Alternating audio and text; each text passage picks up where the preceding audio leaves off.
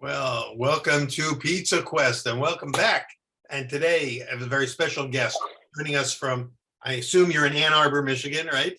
The I believe that I'm in Ann Arbor, Michigan. the Yeah. home of many things, but for our purposes, the most important thing that it's home of is Zingerman's and Zingerman's Bakehouse. And we're with Amy Emberling, who is the managing partner of Zingerman's and you're really one of the founders of the bakehouse, aren't you? Well, not really. I mean, I was here right at the beginning in 1992, but I was an hourly employee. And Frank Carollo, who happily retired a year and a half ago, he really started the bakery. But I was here at the beginning. So You were there at the beginning, and by hanging in there, you're now you kind of like our yeasts have risen to the top there. yes, yeah, it's amazing. I can't believe I was 26 30 years ago. I did not think I would still be here, but And you it's never know. maybe one of the reasons, one of the occasions for us having this conversation is it's like the 30th anniversary of Zingerman's Yes. Bakehouse. And Yes, that's amazing. So, Yeah. so for there are probably very few people watching who don't know about Zingerman's, but for the sake of those who don't, and by the way, I see that you're standing in the bakehouse itself with lots of breads behind you. But there are people that are listening to this podcast on the audio version, not the visual, so they're not going to have the benefit of seeing everything that we're seeing while we're watching you. So every once in a while, I'll kind of describe what those of us who are on the video side are seeing.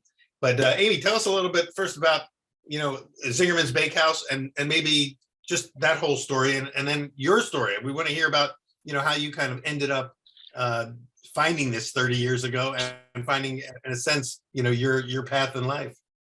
Sure, happy to, Peter, and thanks so much for having me. So I want to tell the sort of story of Zingerman's, because Zingerman's Bakehouse is actually the second Zingerman's business. The first Zingerman's business was Zingerman's Delicatessen, and it started in 1982, and it was founded by Paul Saginaw and Ari Weinswald. So the 40th anniversary of Zingerman's Deli was on March 15th of this year. Amazing.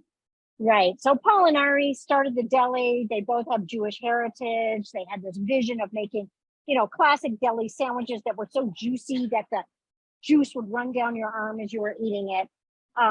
And they bought bread from a local bakery in a suburb of Detroit called Oak Park. Mm-hmm. And when they were 10 years into the deli, they were trying to figure out, what do they want to do next?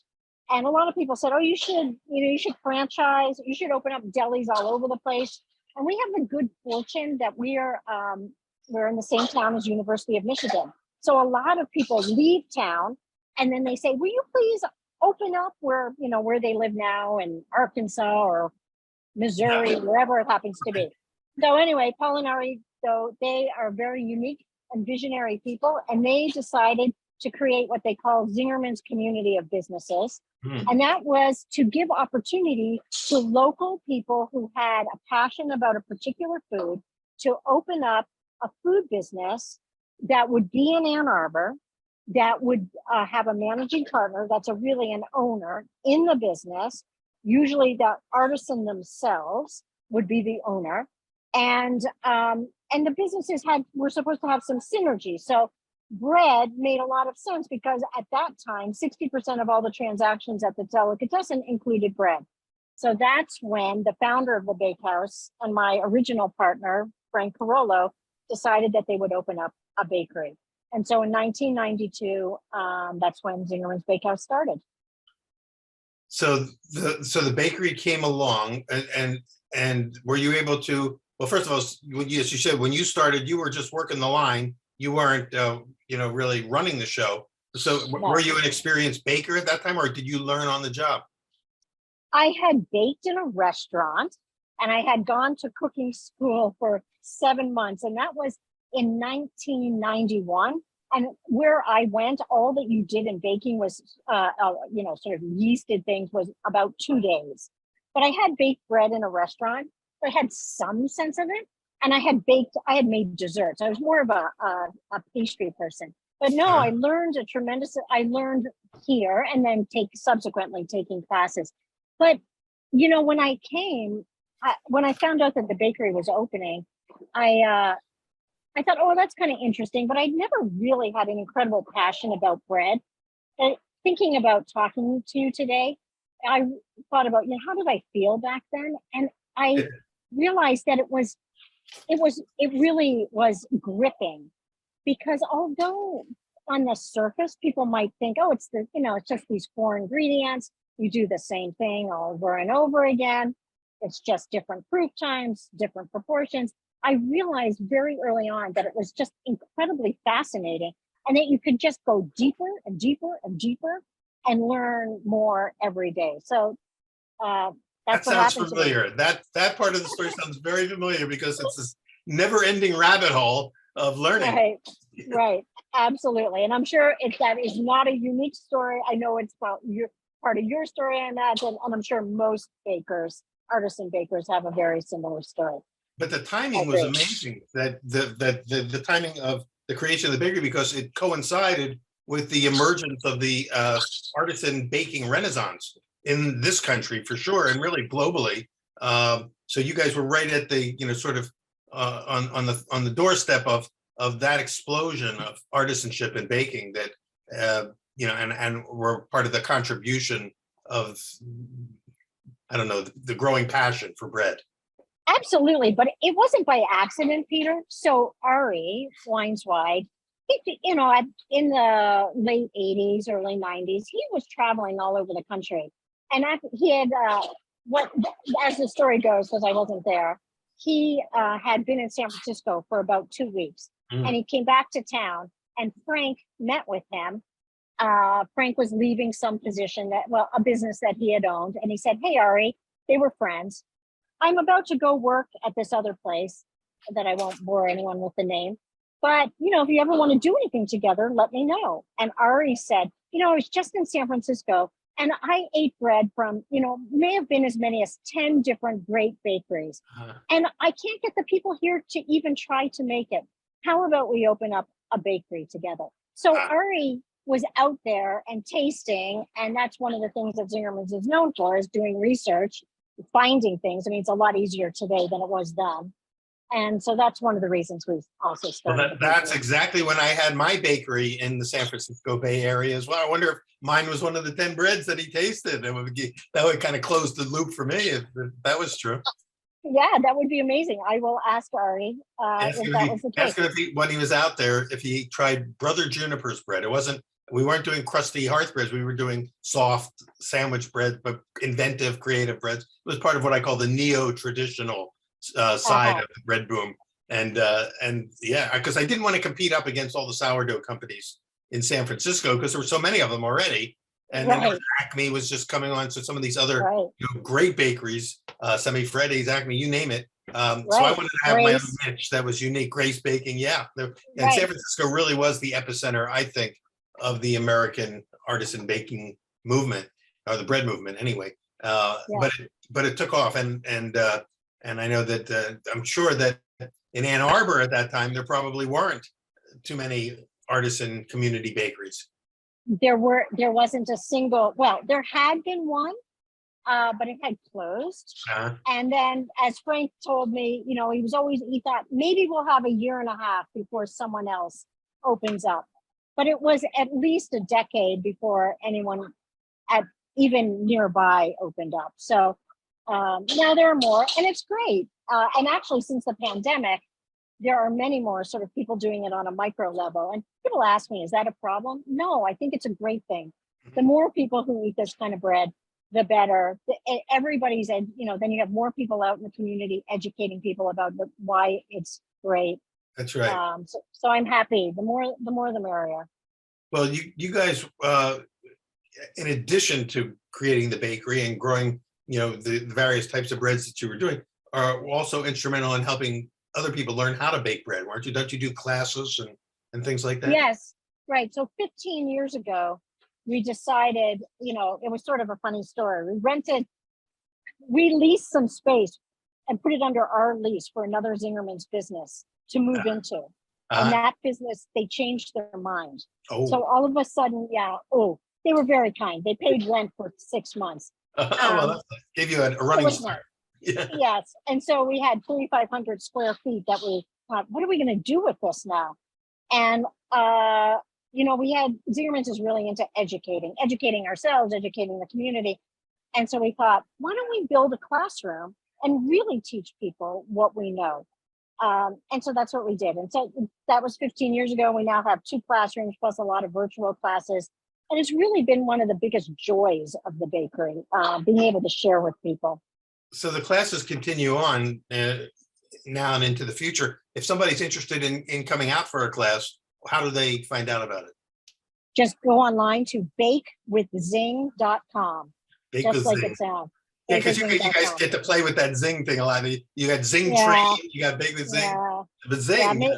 yeah, it's maybe a little overused, but Where did that name come from? Zingerman's? Is that who was Zingerman? no one was Zingerman. So it was Ari. So the founders didn't have great last names. I'm going to move because I've been holding this in my arm the whole time. Oh gosh, I'm sorry. And, no. And although I love the fact that as you're moving through the bakery, I love seeing the activity behind you and all that equipment. I can almost smell the breads. Watch. Right. Now we can watch while I'm on. We're near the end of the day here, so it's not that much activity. So Ari Weinsweig was one founder. Weinsweig, not a good name for a business. Nobody can say it. Nobody can spell it. The other founder, Paul Saginaw. Saginaw, there's a city in Michigan named Saginaw. Yeah, so that might have been confusing to people. And it also doesn't sound particularly Jewish, and it was supposed to be a Jewish deli. So they were actually going to name it Greenberg's. But I don't know if it was soon before they opened. They got a call from someone in Detroit who said, look, I already have that name. I already have this sign made. Please don't choose it. So Paul said that there's a famous Greenberg's Bakery, I think, in New York too. I mean, you would have gotten a lot of lawsuits probably. Yes, intellectual property. It's sort of an annoying thing. Nobody owns Zingerman's, right? You get it with the name. No. Yeah. Right. So they made it up, and Paul's grandfather told him this was in the time of phone books. Choose an A name or a Z name, so it's easy for people. That's brilliant.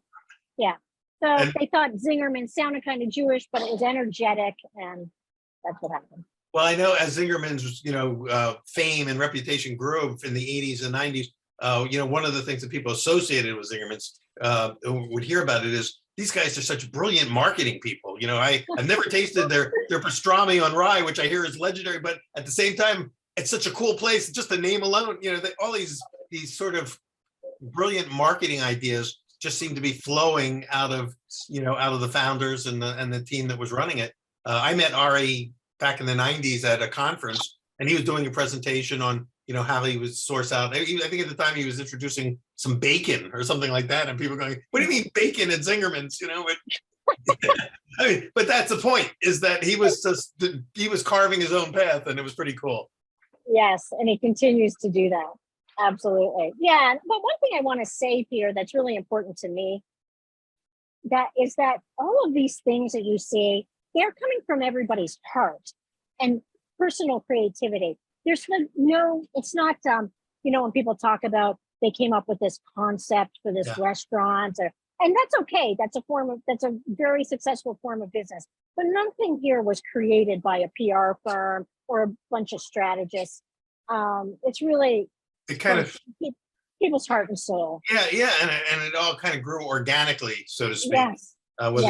And so when we come back in part 2, I want to hear more about that Zingerman's vision, and philosophy of business, because that's marketable as well. A lot of people, I think if I'm not mistaken, you've offered seminars and courses on that, the vision behind Zingerman's, and that's in its own right a very valuable tool for people to hear about. So, and then we of course also want to hear, maybe before we go to break, maybe could you show us a little bit of what some of the products that you're making there today are? Yeah, sure. I'm actually going to take us into our sorting room, and we can see we have a lot of breads that were made during the day today. So right behind me, a nice rack of bread behind you I see hearth loaves there, some with seeds on top. Yeah. Yep. Yeah. That is, what I think we've probably seen in a lot of different bakeries, 8 grain, 3 seed. It was from a particular time.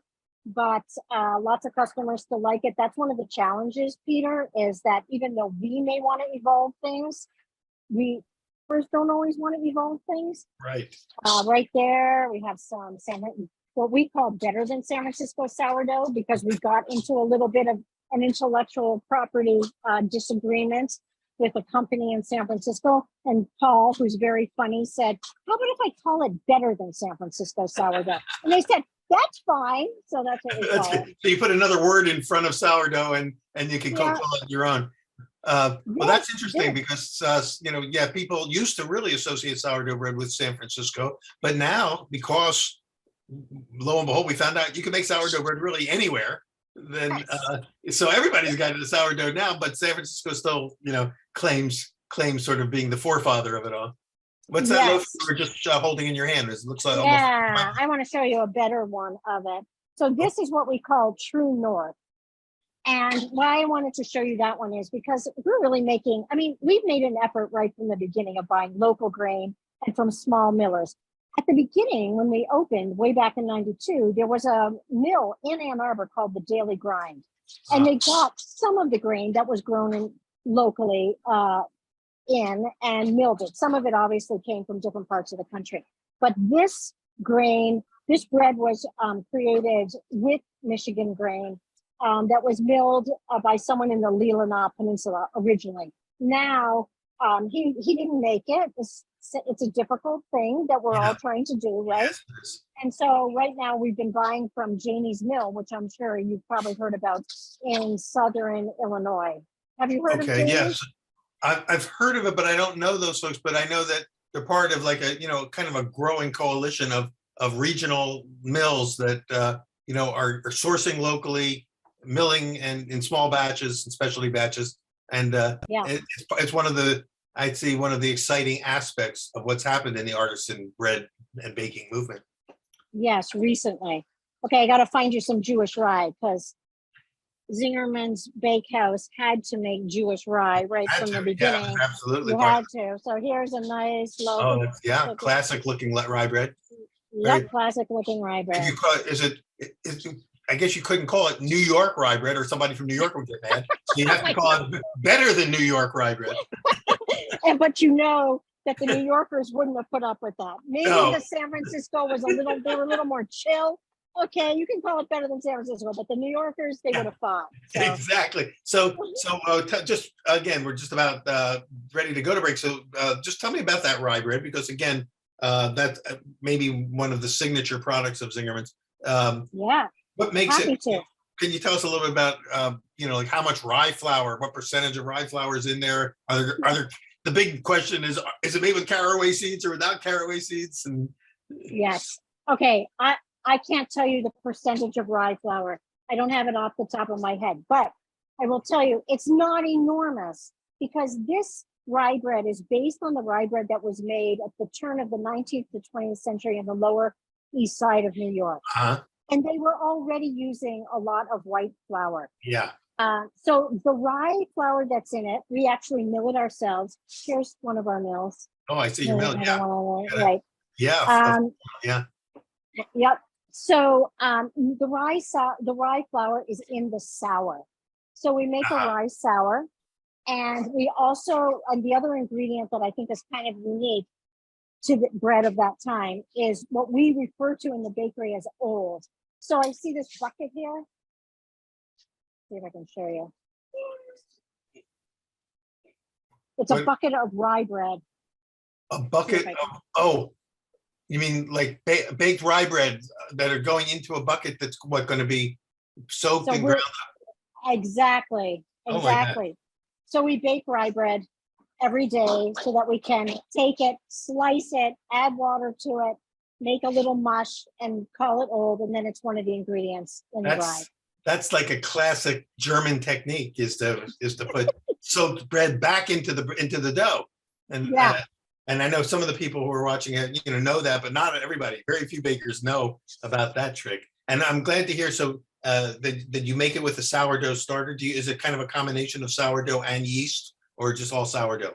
No, it's a rye sour that and then some commercial yeast. Add it to definitely. the dough, yeah, which is, Yeah, again, it sounds like it's essentially really a tribute to the East Coast New York style rye breads, which are very light in area. They're not heavy, dense rye breads that are more common in Germany and are starting to get maybe more popular in the United States as people are falling in love with rye and the old school, old world style. But this is right. New York style, really, and Yeah, and and it's probably in my experience maybe 20 to 25% rye and 75%, wheat flour, yes, because yes. people really don't, as much as they want to say they love rye bread, what they really like is all the cool stuff that goes on rye bread, and they want that bread to be soft and creamy tasting.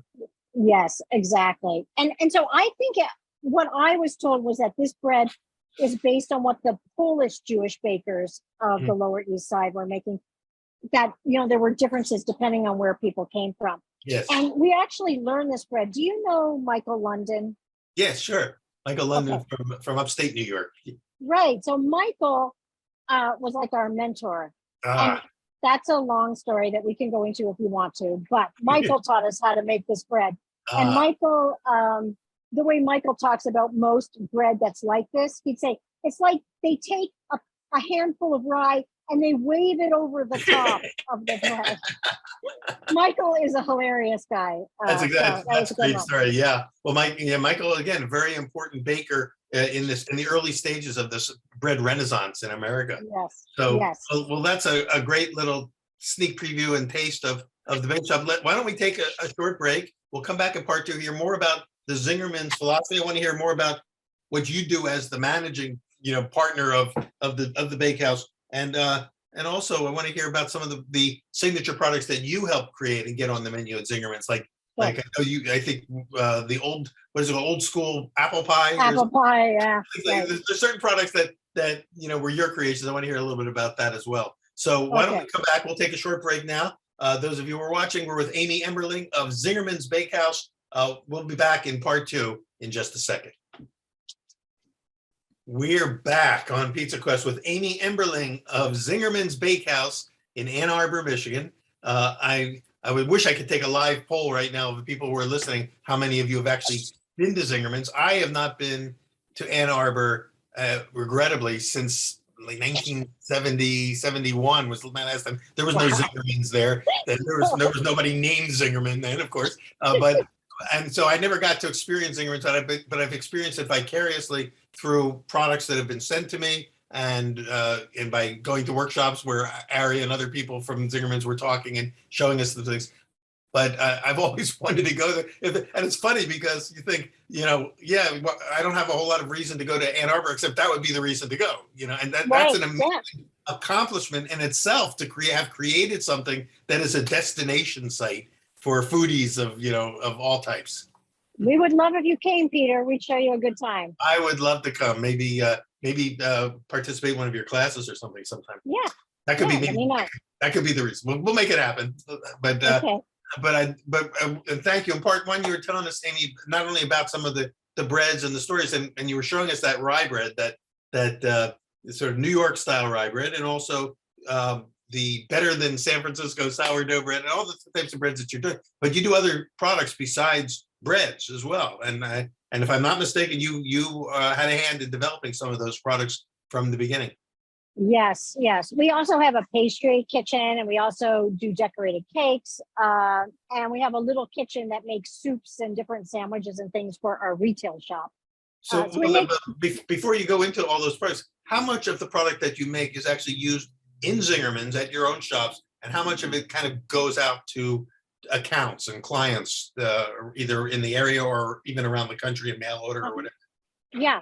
So I would say that 45% of the bread that we bake is used or sold to a Zingerman's business. The rest is to wholesale customers, restaurants, grocery stores. So that And kind of that was, I'm sorry, that makes you one of the major bread suppliers in the whole area then. I think so. I think so. Yes. Yeah. Of a particular style, not, soft. And there's a bakery, Michigan Bread, that's doing a lot of rolls and things. So, it's kind of nice. People have their specialties. you do fancy breads like chocolate babka and things like that? We do. So we make a chocolate babka, and we're about to introduce this September. No one knows about it. So you have the scoop, Peter. We're breaking the story right here. It's called Eve's Apple Babka. Oh. Sweet temptation from the Garden of Ann Arbor. So it sounds awesome. I'm guessing it's going to be like an apple pie filling with streusel topping. Yes. But roasted apples. It's quite delicious. Walnuts. We're making it particularly for the for Rosh Hashanah and the Jewish New Year. So we'll sell it only in September. And that's great. That's great. Well, babka is kind of in its own renaissance phase right now. People are obsessed with babka. Don't you find that funny? Well, it seems like if you want to know what's going to be big, then you want to look back 60, 80 years, what was big back then, and then make a prediction that it's going to come back, because certain things just, are so good that they need to come back. Yeah. I just thought when it really started making a big splash about 5 years ago, and mainly bakers younger than me, I thought, wow, this is kind of funny, like big deal, babka. But you know what? It was new to them. And so there was a lot of excitement, and that was great. And they brought it to another level and invigorated people's interest in it. So it's good. At the beginning, I was a little. I know, but people love coffee cake.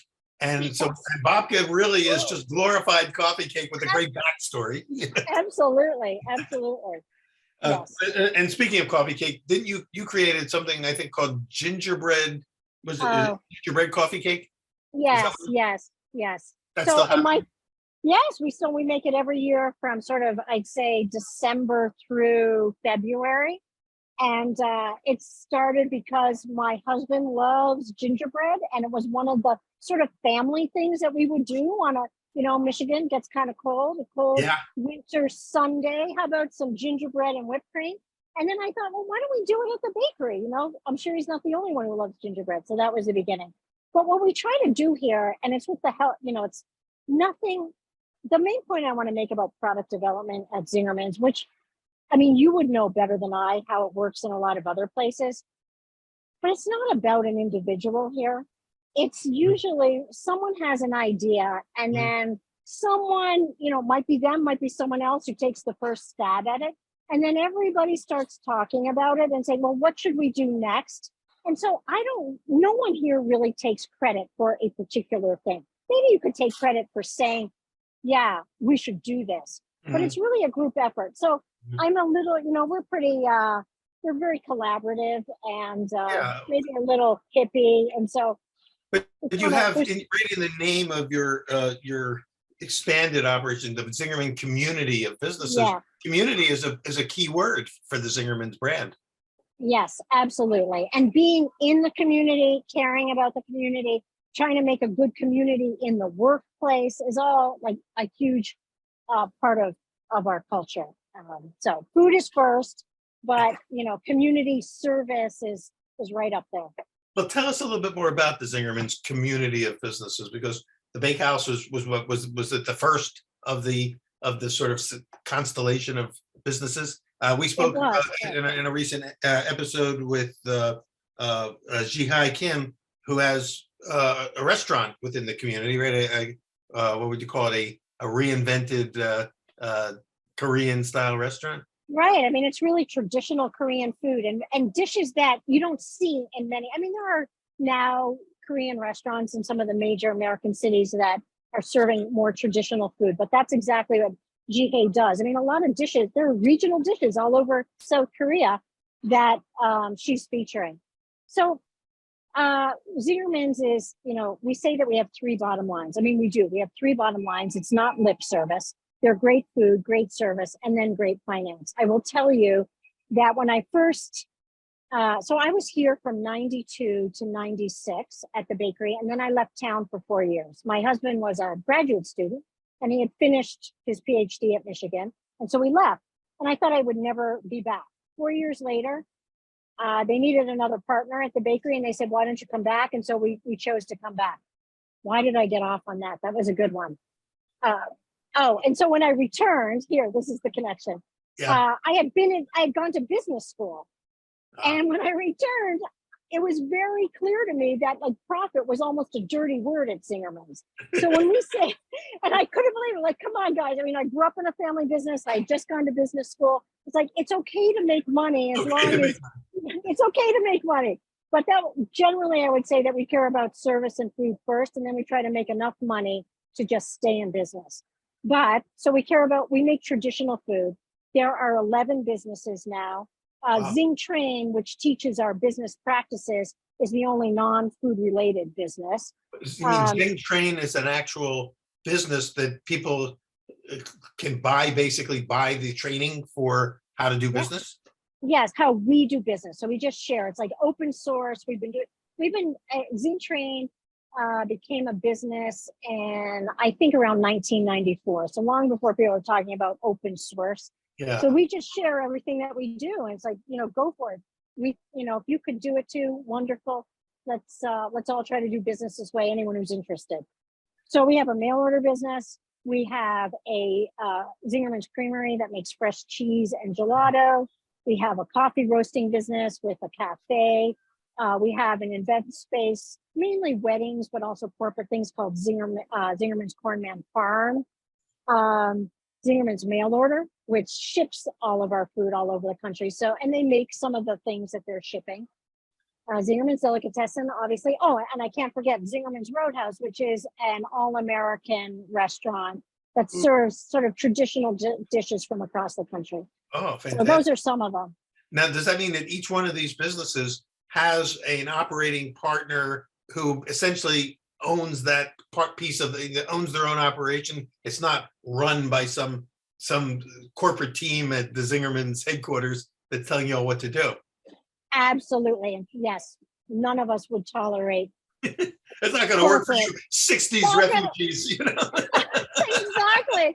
No, I mean, actually, someone's daughter used to come to the bakery with them occasionally when she was about 7, and we'd give her a clipboard, and her nickname was Corporate.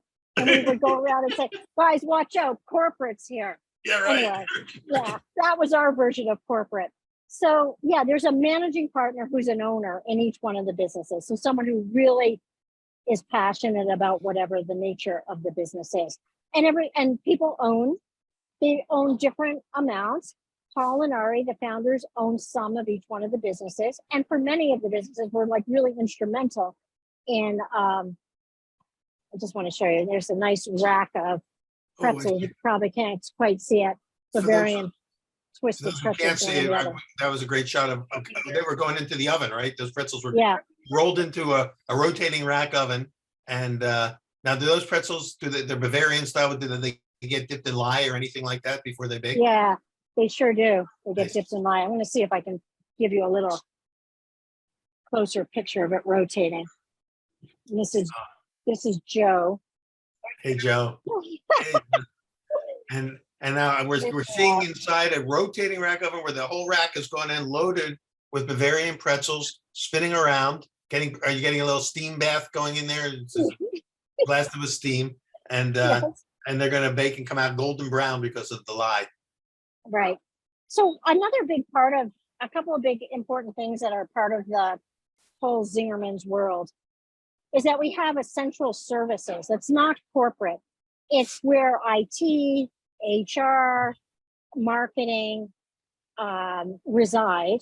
And the whole idea was, as an artisan, as a baker, I might not know how to run a business, accounting, and we need help. And so Paul and Ari had the thought, we could provide this business support for people who want to focus on making bread or making pastry or making cheese, and let them make that, and then we can advise them and help them so that they can run a successful business.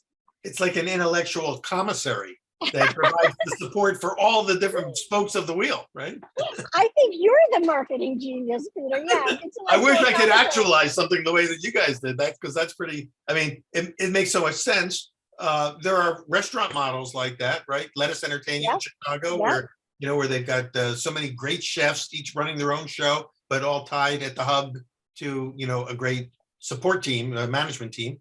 It sounds like, so does each entity, each business entity within the community have their own board of directors or advisors that report to a sort of an oversight board, or how is oversight handled? Yeah, so I would say no. There's what we call the partners group, and that's all the owners, and we meet every 2 weeks. And even though there's very little cross ownership between the businesses, we collaborate on certain issues that we've defined as this group is going to make those decisions. So the partners group really governs the organization. So to get into the Yes, partners group, you have to be one of the partners of the business you're running. exactly. And then they all kind of they share their accumulated wisdom with each other in what I would imagine could be sometimes very exciting brainstorming sessions. Yes, or arguments. Yes. But another thing that I want to share is that another important part of the whole Zingerman's thing, and I brought it up a little bit at the beginning, is giving opportunity to people. So many of the partners, fully now, more than half of the partners started as hourly employees at Zingerman's. Wow. And right now at the bakery, so I'm now a managing partner, but I started as I made $8 an hour. Yeah. And I have a new partner who's worked at the bakery for most of the last 20 years. And he started as a 17-year-old working behind the counter in the shop. He was a delivery driver.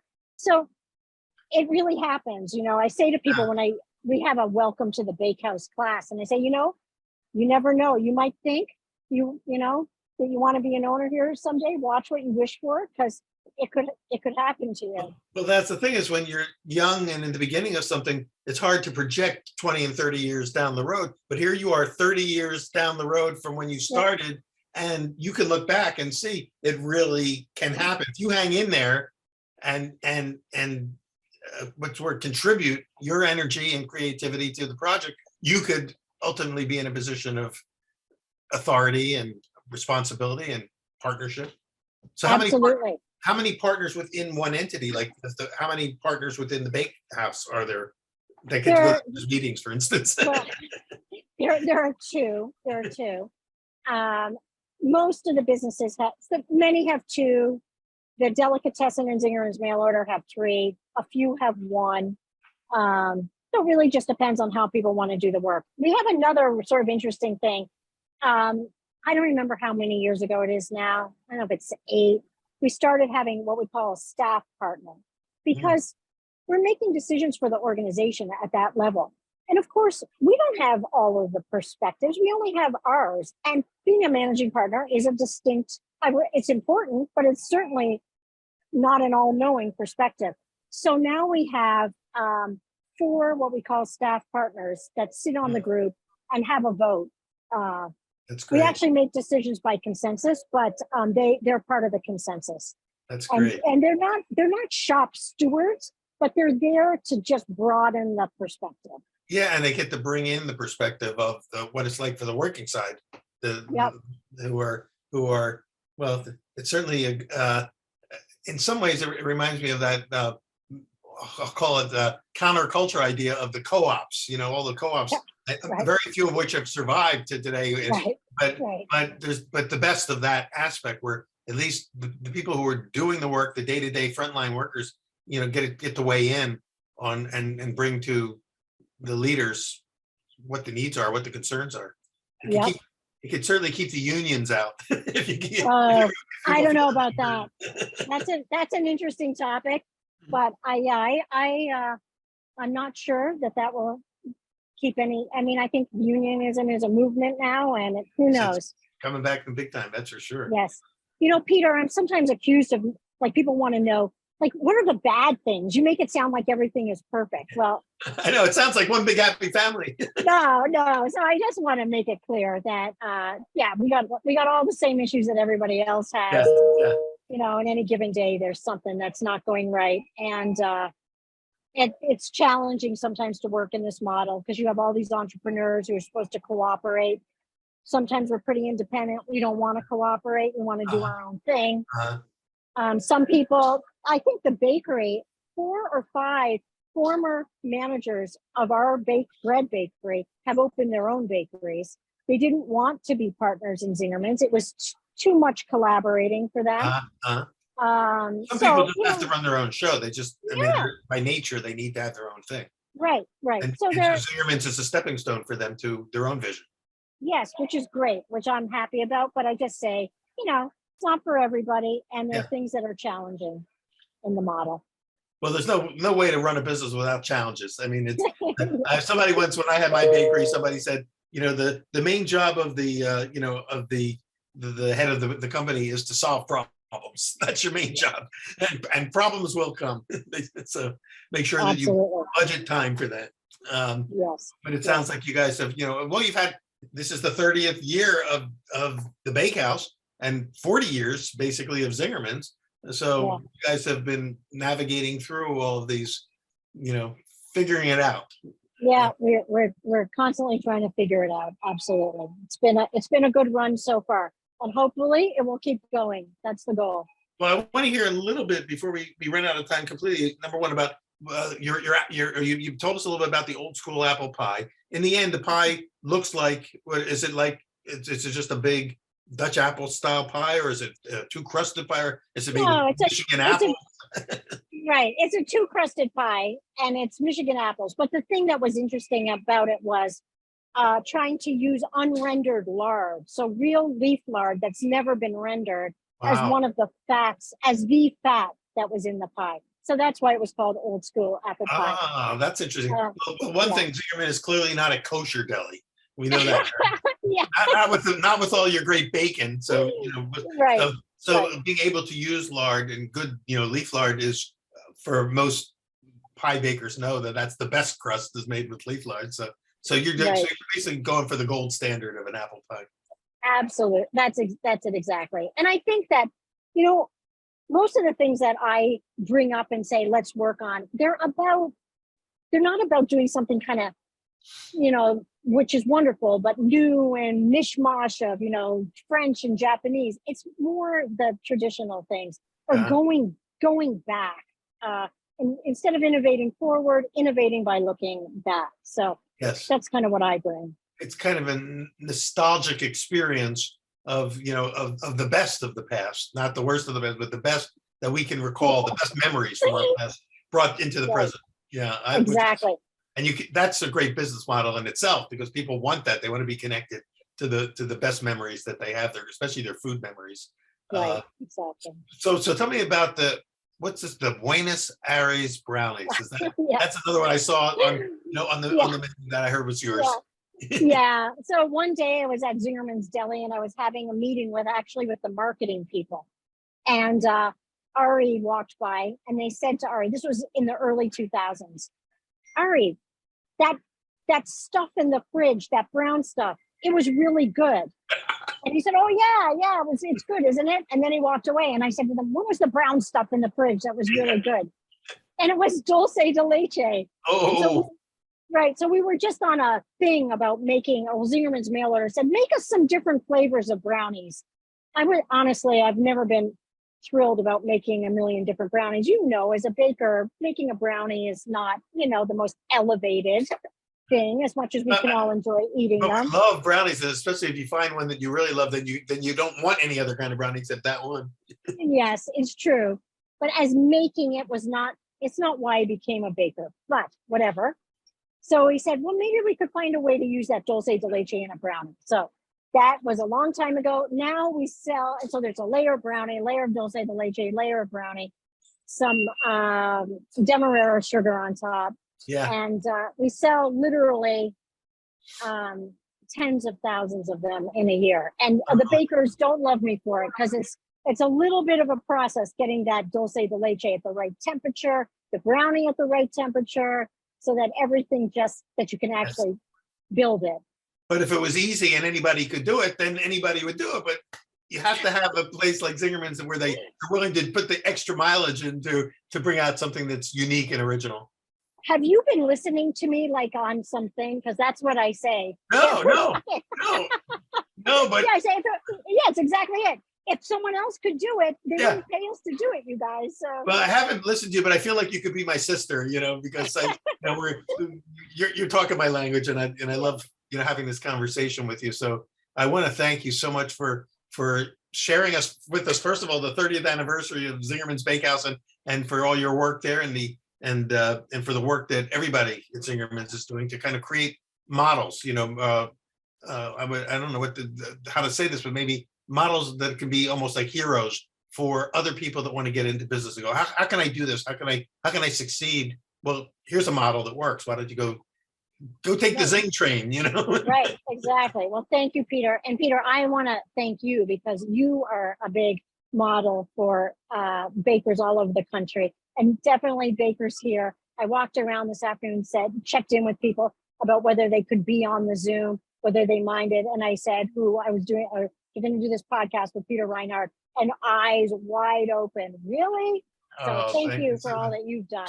Well, as you know, Pizza Quest is mostly about pizza, but we always say that really pizza is just sort of the door opener for a bigger issue for us, which is the celebration of artisanship wherever we find it. And Zingerman's is almost an icon within the artisan community of bringing out great products, and also now, as I'm learning more and more, great business models for how to do a business in a not a new way, but in a way that works and is humane, is sustainable, humane, ethical, ethical, caring, loving. I guess ethical is really the key word in all this, I guess. And so thank you, and please thank Ari and whoever else is in the leadership team. And when you were talking about that leadership team, though, it made me wonder, is each business, I'll end with this question, is each business within the for lack of a better word, constellation of the community of businesses, each one is responsible for their own success, financial success? The money's not pooled. Like if somebody's struggling here, the other businesses aren't responsible to bail them out. Each business has to make it on its own. We do try to make it on our own, but of course, if somebody has cash and someone else needs a loan, there are friendly loans. We cross promote each other. If a business, like say the creamery was young and new, we would try to create items that use their cheese or their gelato to promote it. But basically, the finances are separate. Well, that's good. It's like you say, it's a family. You guys are a family of businesses, and so you help each other out. But right. Don't come begging for money to me if you're not cutting it. You get your act together. I'm sure it's a little warmer. Some tough love is spoken at these meetings as well. Yeah, we all share the same name, and so we want to make sure that the customer experience is really good at each one of the businesses, and that the employee experience is really good at each one of the businesses. So there is conversation to help one another get better at what we're doing. Well, that's it. Well, again, Amy Emberling, thank you so much for being with us today, for sharing the Zingerman story, your story, and I will look forward. I'm going to look for any excuse I can to get out to Ann Arbor and get together with you in person. And yes, please. You could teach a class. You could have a special dinner at the Roadhouse and promote your book. Come, join us. I would love to. That sounds great. Okay. We just got to figure out a time and a place to get me out there, and maybe you and I can communicate by email, and we'll see if I can get on your schedule for the class program. That would be great. Thank you, Peter. Thank you. It's a pleasure. All right, everybody, and thank all of you for either watching or listening today to Pizza Quest. I'm Peter Reinhardt. Amy Emberling's been with us. We'll see you on the next episode of Pizza Quest.